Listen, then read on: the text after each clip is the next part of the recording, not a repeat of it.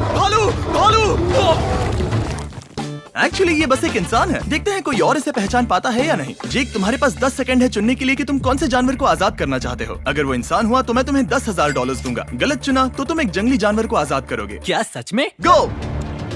Oh my God! कौन सा जानवर? हमें लगता है एक इंसान है। 6 सेकंड में मैं किसी को आजाद करूंगा। एलिगेटर।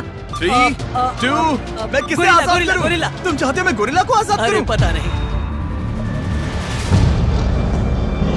अरे बाप रे। तुमने सही गेस किया। ये लो $10,000। Thank you so much. कितने प्यारे हैं ना। सब्सक्राइब